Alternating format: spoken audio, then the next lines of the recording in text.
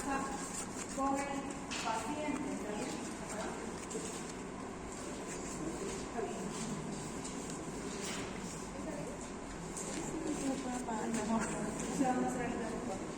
Bueno, porque ya de entrada el paciente no le va a dar sus datos, ¿no?, de síntomas o molestias genitales, si es que usted no ha hallado esa confianza, esa relación médico-paciente.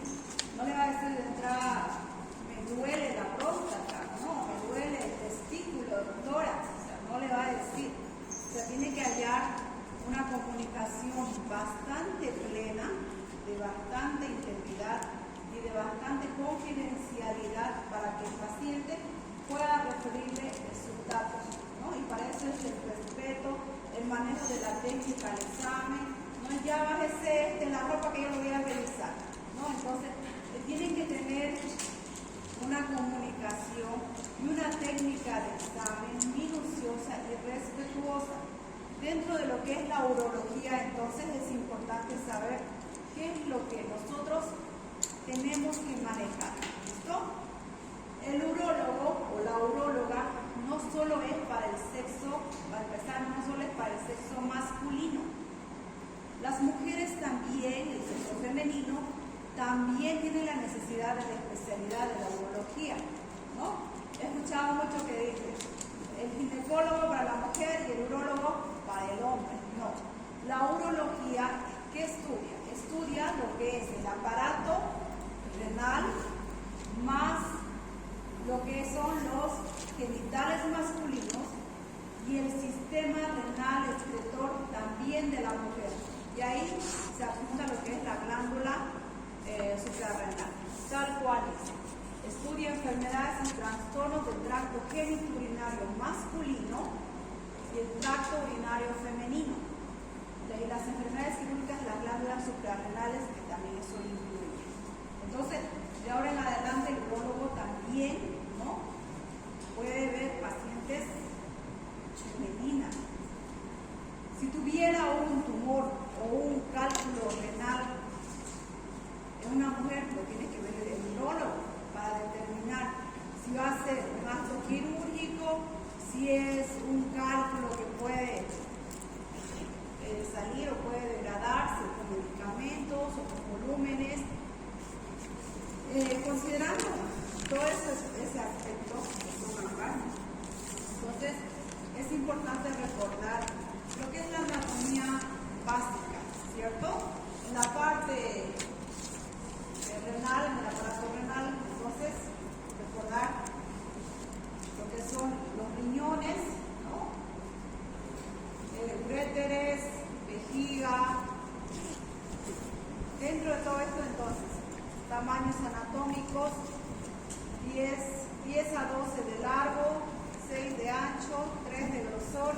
Pila es un órgano doble. Mayormente todos los órganos que están fuera de la línea media son dobles, ¿no? 2 ojos, no hay 2 bocas, está en medio, ¿cierto? 2 orejas, entonces 2 riñones, 2 uréteres, 2 glándulas suprarrenales y la vejiga. Tiene un sistema excretor, entonces, bastante interesante, donde hacemos una eliminación de desechos de todo el metabolismo, igual que la materia fecal, desecha todos los tractos que ya no nos sirven, igual el aparato urinario. Entonces, va a haber una eliminación de electrolitos, de todas las sustancias tóxicas que nuestro cuerpo ya lo ha degradado, ¿listo? Y vamos a ver también las características de lo que es la eliminación y las patologías en todo este aparato urinario. Dentro de lo que es el aparato genital masculino es importante recordar entonces lo que son los segmentos o las partes del aparato genital, considerando lo que es el pene con sus distintas partes, prepucio, glande, uretra con sus 3 segmentos, uretra externa, uretra media o la prostática, ¿no?, cuerpo cavernoso, pubis, testículos, epidídimo, escroto, la piel que le está cubriendo, los conductos deferentes,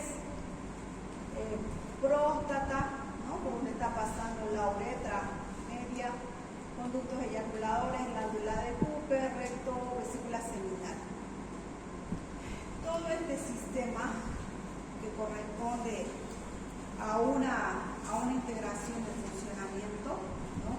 En la mujer está la vejiga, ¿no? De adelante para atrás está la vejiga, el útero y el recto.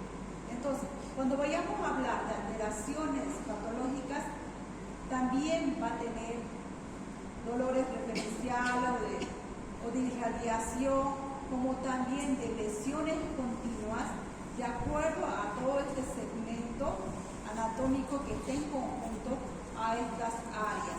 Si nosotros tenemos una lesión, por ejemplo, o un trauma en la pared posterior de la vejiga, hay gran posibilidad de poder hacer una fístula o una lesión en lo que corresponde al recto, ¿sí? Y podemos tener entonces una orina tipo fecaloidea. Véanse por la proximidad a este órgano. O bien, si hubiera, ¿no?, una fístula vésico-vaginal, hubiera orina por la vía vaginal. Eso es frecuente en cáncer de cuello de cervix. Nosotros en nuestra ciudad también, en todo lo que es Bolivia, llevamos el primer lugar en lo que es el cáncer de cervix. Llegan ya en estadio 3, estadio 4, son enfermedades prevenibles, tratables, ya tenemos hasta la vacuna, pero no tenemos un control continuo que estén haciendo las mujeres. Entonces, el hecho de que la lesión tumoral se haya extendido a la pared posterior del útero, entonces va a lesionar, va a abrir una comunicación entre lo que es el útero, ¿no?, la vagina, el útero, con lo que es la pared anterior de la vejiga. Y por ende, fíjense, ¿no?, ya ha hecho una comunicación. La orina que tiene que salir por la uretra tiene toda la posibilidad de contaminar la cavidad uterina. Todas esas relaciones, entonces, es importante y definir qué molestias vamos a ir teniendo. Dentro de estas generalidades, entonces, hay que considerar la semiología del paciente en urología. Dentro de la semiología, entonces, es importante, dentro de una de las principales molestias, ¿por qué viene el paciente?, que es el dolor. Para el estudio del dolor es importante recordar el tipo de dolor que nosotros tenemos, la forma como se llega a presentar, los segmentos que afectan, cuando hay dolor, como también vamos a ver las alteraciones objetivas de la orina, trastornos de la misión y disfunción sexual. La consulta más frecuente por eso es el dolor. ¿Por qué causas se puede presentar? Procesos inflamatorios como también procesos obstructivos. Inflamación por distensión de los órganos sólidos. Obstrucción, aumento de la presión intraluminal por distensión de los órganos huecos. La vejiga es un órgano hueco. A partir de 1 litro de orina ya empieza a haber dolor pélvico o suprapúbico, ¿no? Más o menos ya hasta 1 litro hay una pequeña capacidad de poder distenderse, pero la misma distensión, que es un proceso inflamatorio, va a producir dolor. Tenemos gente por tener una vejiga neurogénica, ¿no?, vejigas neurogénicas, ya pacientes que no tienen la sensación de micción por traumas, por lesiones tumorales, ya no perciben en qué momento van a orinar, o sea, no hay estímulo del esfínter, entonces no se llega a abrir, van reteniendo, y pueden llegar a retener 4, 6, 10 litros de líquido, y muchas veces nos confundimos con masas tumorales, y es una de las referencias que nos hace y nosotros le entrenamos la masa tumoral, increíblemente, hacemos mal. Pero no se trata de eso, se trata que nosotros lleguemos a determinar. Paciente con retención urinaria, dentro de los procedimientos, entonces, es para todo paciente que no orine, de entrada colocar sonda vesical, sondable, ¿listo? La sonda vesical le ayuda a ir determinando qué es lo que está pasando. Paciente que no orina, hay muchas causas por las que no orina. Insuficiencia renal, prerrenal, posrenal. Y las posrenales mayormente son por obstrucción, lesión de lo que llega a ser en la vejiga externa o la vejiga inferior o el cuello vesical, entonces es necesario ese procedimiento. Consultan entonces dolor, ¿listo? Ahora, a relación de hace 5 o 6 años, no estaba en boga lo que era manejo del dolor. Dolor ha entrado con mucha fuerza estos últimos años y hay muchos consultorios, muchos centros que ya han abierto también en la área de manejo de dolor crónico, agudo.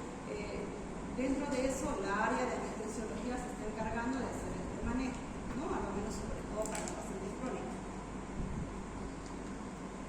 El dolor local y dolor referido.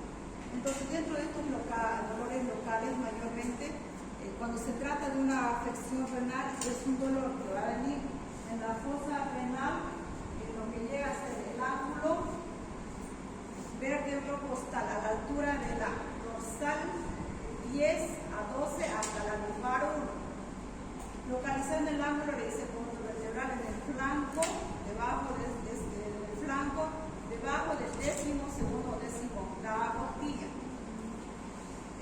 Hay una irradiación de dolores o dolores referidos, como por ejemplo el dolor ureteral. ¿Listo? Entonces, este tipo de dolores mayormente es causado por cálculos, ¿no? Puede haber cálculos de diferentes composiciones de calcio, puede haber de otro tipo también de sustancias, de cualquier otro tipo que esté obstruyendo. Entonces, al pasar por los uréteres, que son unos conductos que van a estar llevando la orina que se produce en el riñoncito, se dilata y en esa dilatación duele. Entonces, causado por un cálculo en el uréter superior, puede acompañarse de un dolor intenso en el testículo ipsilateral o ipsilateral. ¿Y esto por qué hay dolor referido? Porque hay una inervación común en estas estructuras. Cuando el cálculo está en el uréter inferior, puede causar dolor referido en la pared escrotal. Y eso es por la inervación en común, ¿listo? Entonces, el dolor renal es un dolor demasiado intenso para lo que nosotros activamos.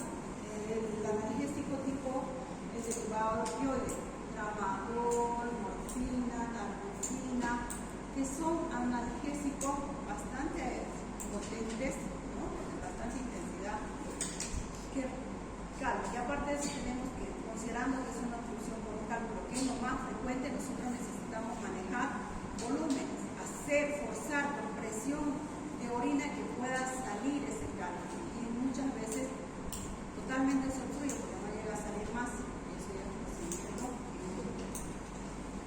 La enfermedad entonces es frecuente que se considere como una retroperitoneal, que es su diagnóstico diferencial. El dolor renal puede asociarse a síntomas gastrointestinales. Esto porque hay una estimulación del ganglio celíaco por la proximidad de los órganos. La cabeza, por ejemplo, del páncreas está a la altura de la lumbar 2, ¿no? La cabecita está chocando en realidad con lo que es la parte anterior de los riñones del lado derecho, la cola del otro lado, del lado contrario. Entonces hay una relación de órganos y hay una comunicación entre la inervación, cambios, entonces hay dolores referidos, ¿no? Puede haber náuseas, vómitos, ya eso se conoce como sintomatología sistémica urinaria, donde también va a haber fiebre, pero eso ya lo vamos a llevar de lleno en lo que es la pielonefritis. El dolor entonces, el dolor renal, ¿qué característica tiene? Constante, es un dolor sordo. Cuando hablamos de dolor sordo, hablamos de dolor tipo visceral. Cuando es profundo no se llega a identificar exactamente en qué área, ¿no? No hay, me duele este dedo, me duele el codo, me duele aquí, en tal altura, sino es toda una zona en común. Se localiza en el ángulo costovertebral lateral al músculo sacroespinal, ¿ya? Debajo entonces de la 12ª costilla, por debajo de la costilla. Acá. El dolor confundirse con el dolor de origen intraperitoneal, que se caracteriza por irradiación a hombros, por la relación con el nervio frénico. Tiende a localizarse en el legajo. El paciente adopta posición antiálica, empieza a doblarse de dolor. Puede confundirse con qué cosa? Con irritación de los nervios costales. No es tipo poliomielitis, retuerce, no. Simplemente el dolor está en un área profunda, no bien especificado. Aumenta a los cambios de postura. Dolor ureteral. Mayormente este dolor es el dolor referido o irradiado, ¿no?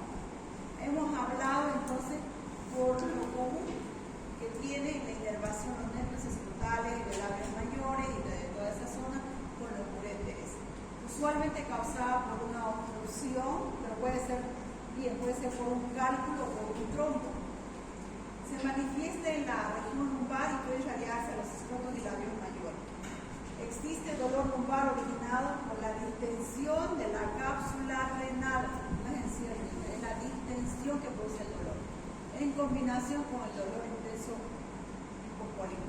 Se debe a la distensión de los uréteres y al espasmo muscular que intenta vencer el obstáculo. Hasta ahí, en resumen, entonces, el dolor llega a ser por espasmo muscular, por dilatación de los uréteres, como también por la distensión de la cápsula renal. Mientras no hay una distensión de la cápsula renal, es inflamatorio o tipo una hidronefosis, no hay dolor, no hay. Entonces, para poder hacer un examen, nosotros necesitamos ubicar los pulsos ureterales, tanto superior, medio como inferior. Para poder hacer el superior, entonces nos hacemos trazos imaginarios de lo que es la línea del recto mayor, líneas externas, ¿no? A la altura de lo que llega a ser las cicatrices umbilicales. Entonces, en ese bordecito tendríamos que percibir si es que hay dolor, ¿no? Si hay dolor en ese punto superior, lo que corresponde al segmento superior del uréter. Con lo que es el segmento ureteral medio, de cresta a cresta, una línea imaginaria, considerando igual el borde anterior del recto mayor.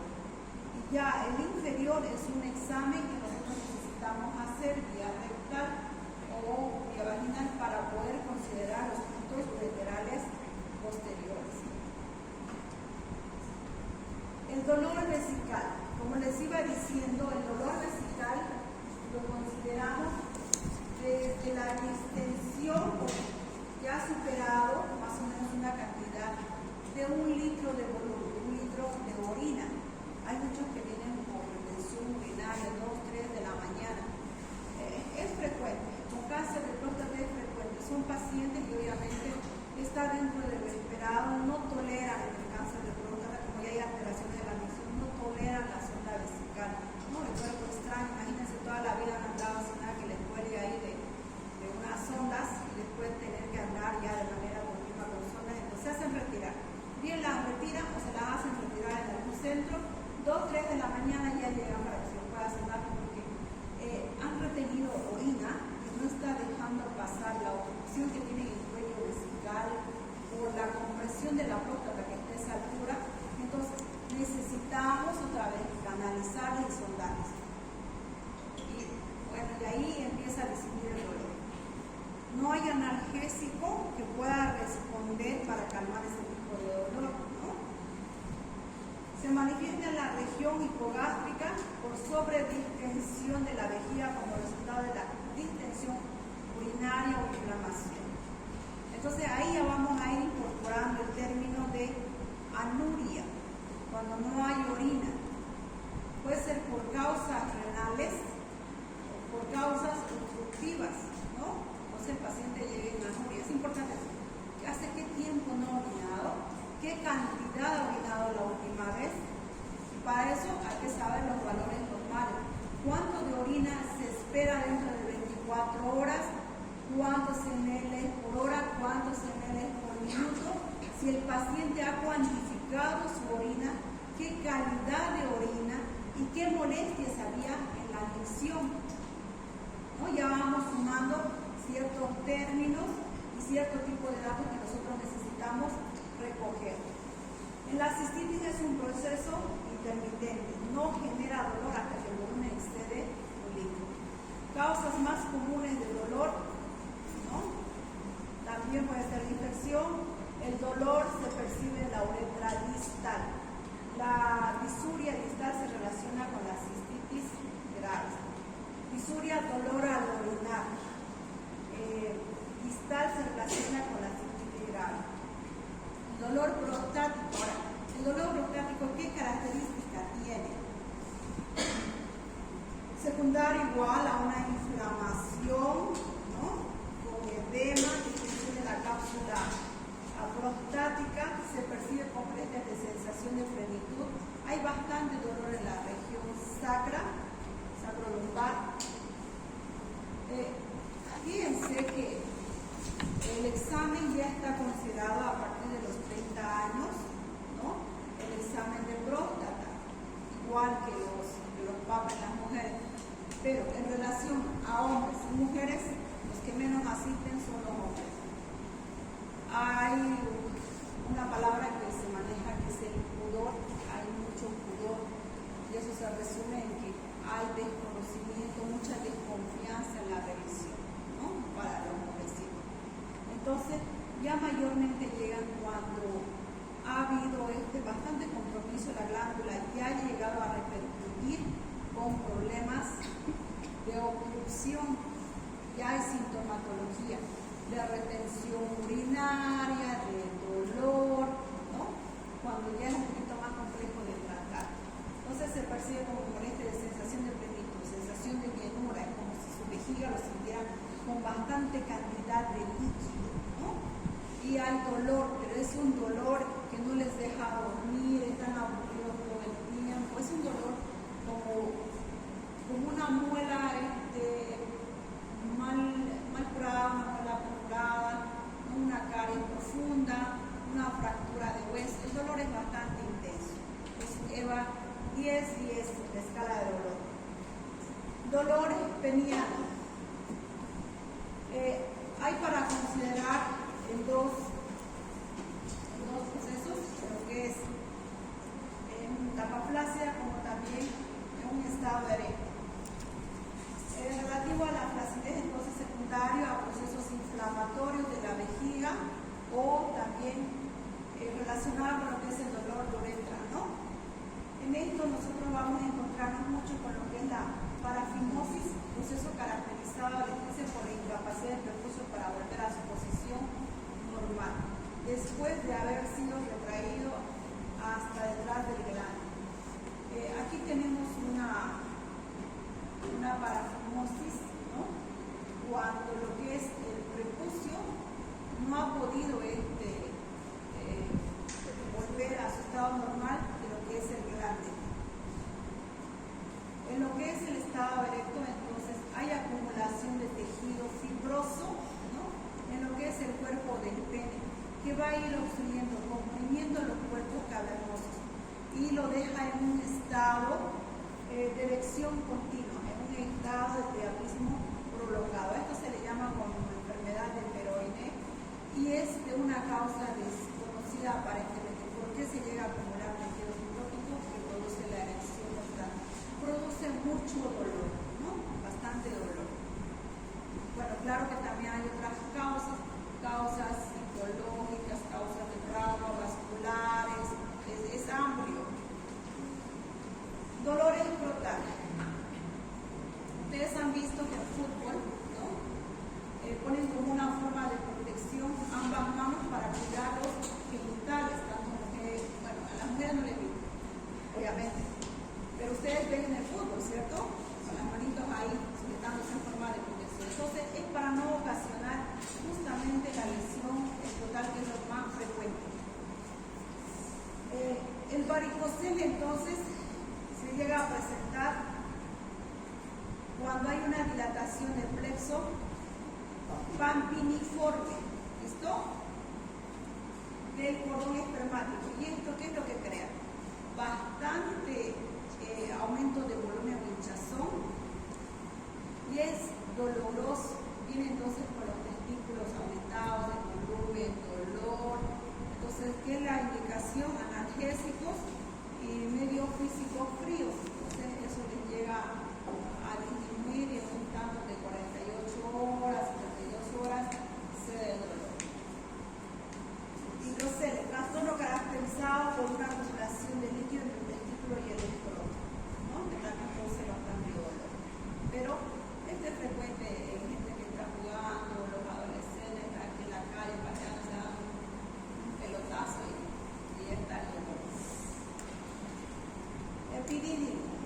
causa más frecuente entonces es la infección del epidídimo. Irradiado, si es del lado derecho, el epidídimo del lado derecho, se puede confundir con un proceso de apendicitis, con la irradiación, ¿no?, que llega a esta fosa.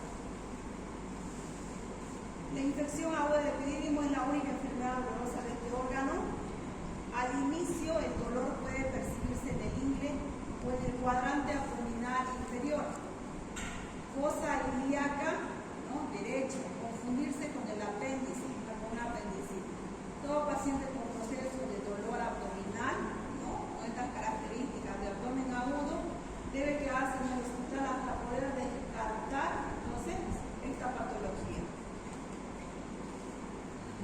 Otros síntomas que se suman está el dolor lumbar, el dolor de miembros inferiores.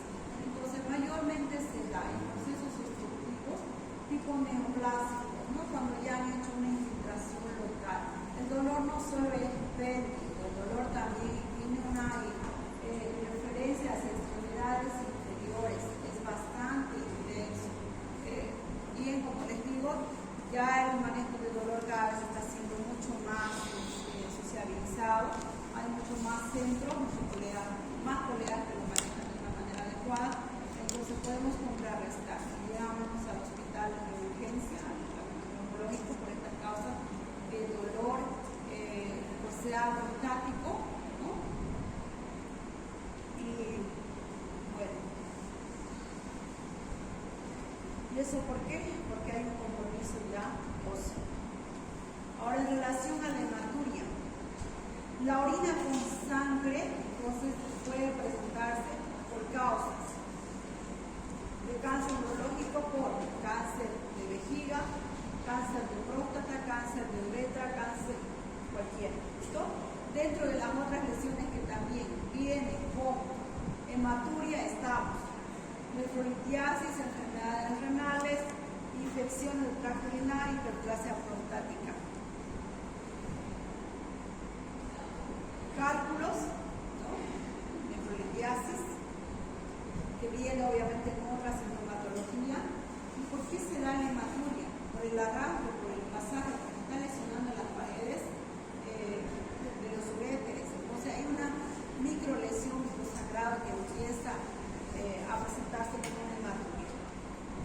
Aquí fíjense en esta imagen, lo que ya es el examen de orina, entonces nos va a llegar a confirmar qué tanto de hematíes tiene, ¿no?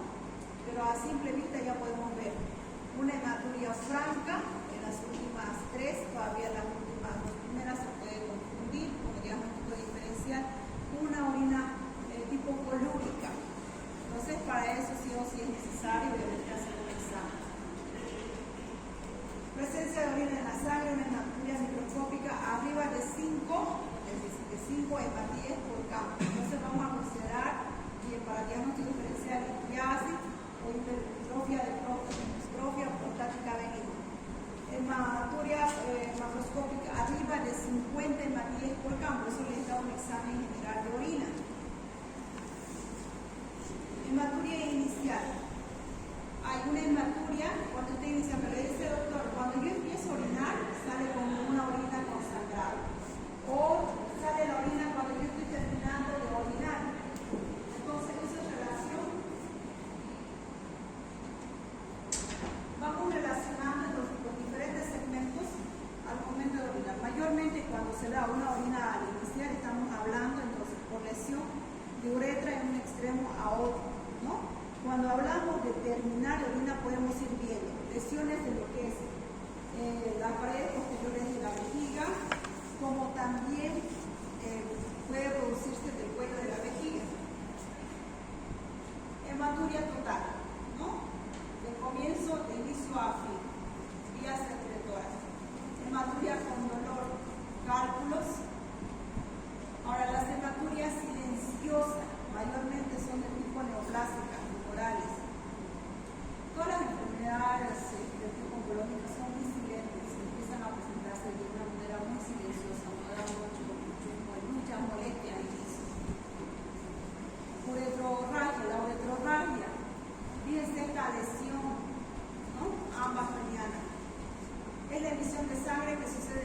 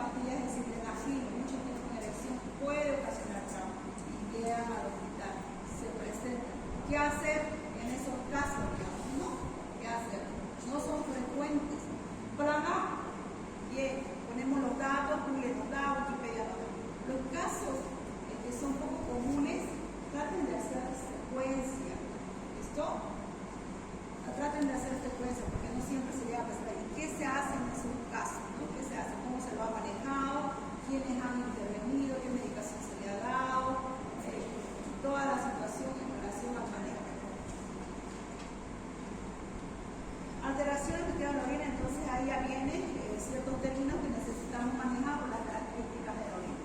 Dentro de esta, la más frecuente es la piuria, que es la que vamos a manejar, que es la que son las infecciones urinarias. Bien, puede ser una infección tipo cistitis de la vejiga, puede ser una infección o una orina que tengamos de este aspecto relativo a que estemos buscando por una pielonefritis. Pero una orina con estas características, que se define como la presencia de orina de más de 10 leucocitos por campo, produce, ¿no?, un aspecto turbio, 75% infecciones. De las infecciones, más adelante vamos a ver cuál es el germen, ¿no?, más frecuente y por qué. En este caso, por ejemplo, las más frecuentes estamos hablando de Escherichia coli. Entonces, vayan más o menos revisando para cuando estén en práctica, Escherichia coli, Clovis multiparis, ¿no? ¿Cuáles son las que más afectan? Fíjense este tipo de orina, que es muy diferente a esta otra. Esta está en relación a la fosfaturia. La fosfatemia mayormente hace una precipitación de fósforo cuando hay lesiones membranas. ¿Listo? Este tipo de orina tipo lechosa.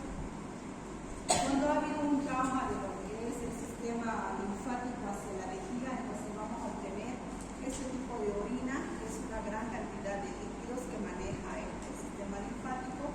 Entonces, lechosa, es mucho más blanquecina, mucho más blanquita, ya se nos habrá causa.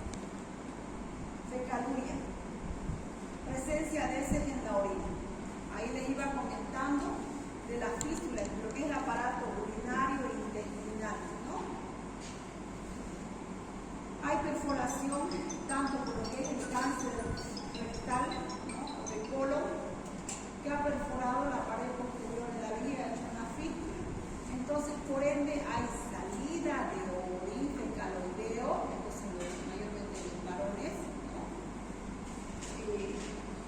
tal cual se ve que es visible. En lo que es el cáncer, de lo que es el cuello de cervix, igual ha habido comunicación fístula recto-uterina, ¿no?, en el cáncer de cuello cervical. Es maloliente, se acompaña de neumaturia y también en cáncer de colon, biorruina, enfermedad de colon. Agréguenle enfermedad de cáncer de cuello de cervix. Neumaturia, una orina espumosa, lleno de gases, mayormente la producción, les dice, de las bacterias que están a cargo de la fermentación de la glucosa. Ahora, explícito otras causas, diverticulitis, enteritis regional o traumatismo, ¿no? Trastorno de la micción en relación a cantidad. Vamos a hablar luego de ritmo y luego ya nos vamos, ¿ya? En relación a cantidad, no es normal que un paciente orine en gran cantidad, como tampoco no es normal que un paciente orine en escasa cantidad. Lo único que vamos a nosotros determinar son cantidades y terminología. En relación a cantidad, entonces vamos a hablar de 700 a 1500 ml día. Si superamos los 1500, ¿no?, entonces puede llegar a 6 litros, 5 litros de orina, el paciente se deshidrata, entra a una hipernatremia. Pero ¿por qué se origina esas cosas? Porque hay una alteración de lo que es las hormonas diuréticas por lesiones cerebrales, porque han estado mucho tiempo en proceso obstructivo. Entonces, pacientes, por ejemplo, que tienen trauma cerebral con daño de la hipófisis, van a hacer una orina en gran cantidad. Lo único que nosotros vamos a saber es el término y la definición de las cantidades, o la precisión. Poliuria, orina excesiva, por arriba del valor normal, ¿ya? Poliuria. ¿Un diabético tiene poliuria? Sí. ¿Tiene polagiuria? También.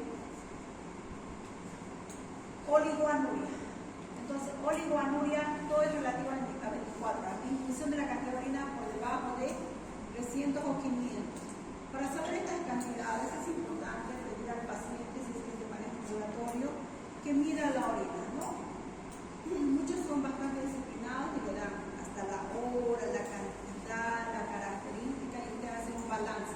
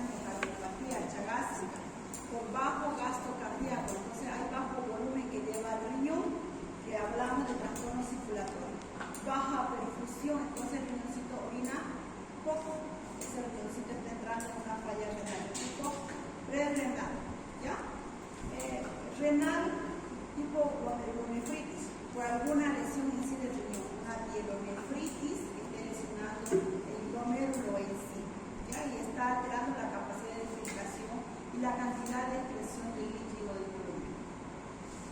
Postrenal, cualquier proceso obstructivo. ¿Listo? Los más frecuentes son cálculos renales, que podría estar en toda la vía excretora, pueden ser lesiones tumorales, una masa tumoral de cervix, puede ser de vejiga, puede ser que haya comprimido ese trayecto de orina y la orina se esté reteniendo. A ella le llamamos entonces postrenal. Más adelante la vamos a llamar insuficiencia porque hace alteración de la función renal, insuficiencia renal postrenal. Entonces, eso va a ocasionar una oligoanuria o una anuria total, ausencia de excreción de orina. La paciente que ha entrado a una insuficiencia renal crónica, que mayormente ya está en plan de diálisis, bien sea peritoneal o sea vía hemodiálisis, vía vascular, entonces ya está en anuria 3, 4 años, ¿no? Y la máquina de diálisis hace todo lo que es la limpieza, la purificación de extracción de líquidos sólidos. Anuria. Es importante entonces saber qué tiempo no ha orinado. Trastorno de la micción. Nicturia. Cuando la orina de la noche en cantidad supera la del día. En la noche no es frecuente, no está dentro de lo esperado, que, o sea, bueno, nosotros no exactamente no dejamos de orinar, ¿no? Si nos levantamos tenemos ese deseo de micción, seguramente que así vamos a orinar. Pero no es lo esperado, no es frecuente que estemos entrando y saliendo del baño durante la noche, no es frecuente. Entonces, si la cantidad de noche, si en el día orinó 1000 y en la noche orinó 2000, a esa diferencia le llamamos nicturia. Oxuria. Hay un retraso entonces en la micción. La gente ha orinado, ¿listo? Pero ha tomado bastante volumen, lo esperado está dentro de 2 o 3 horas que haya una buena cantidad de micción. Pero ya pasó un día, ya pasó 12 horas, no hay una producción de orina. A eso se llama ese retraso oxuria. Polacuria, cantidad frecuente de orina. Puede haber una polacuria más una oligoanuria. Puede haber polacuria más una poliuria. Polacuria es la cantidad de veces que orina. ¿Ya? Le dice frecuencia miccional elevada. No le dice relación a cantidad. Eneuresis, incontinencia urinaria en la cama por la noche, de etiología funcional orgánica. Está esperado que hasta los 3 años no haya orinas involuntarias de noche, pero ya por de los 6 años hay que buscarle causas, ¿no? Ansiedad, traumas, falta de lo que es la maduración de los músculos, de la maduración neuromuscular. Entonces hay que buscarle causas. Yo en ansiedad es un niño que está bastante asustado, ¿no? Va a haber alteración de una orina involuntaria. Vejiga neurogénica, una intoxicación alcohólica hay vejigas neurogénicas, ¿no? Tanto orinado como tirado por todo lado.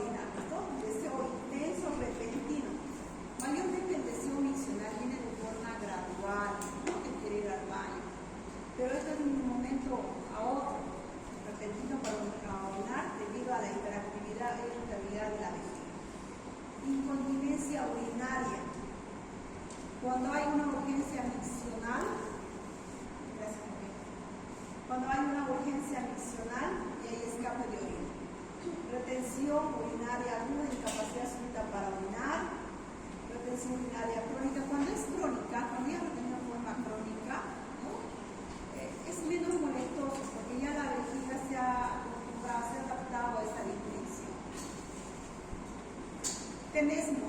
El tenesmo, ¿listo? Puede venir acompañado con orinas o con misiones que aparentemente se las considera normales. Es un deseo imperioso de orinar que generalmente se hace por goteo y hasta a veces sin conseguirlo. O sea, el deseo de micción está presente y a veces se da ese deseo de micción. Después de haber hecho la micción, ha orinado, pero al ratito siente que no ha vaciado toda la vejiga y vuelve a entrar al baño y solo hay un chorrito o simplemente no hay nada. Entonces puede estar acompañado una micción más tenesmo. ¿Ya? Bien.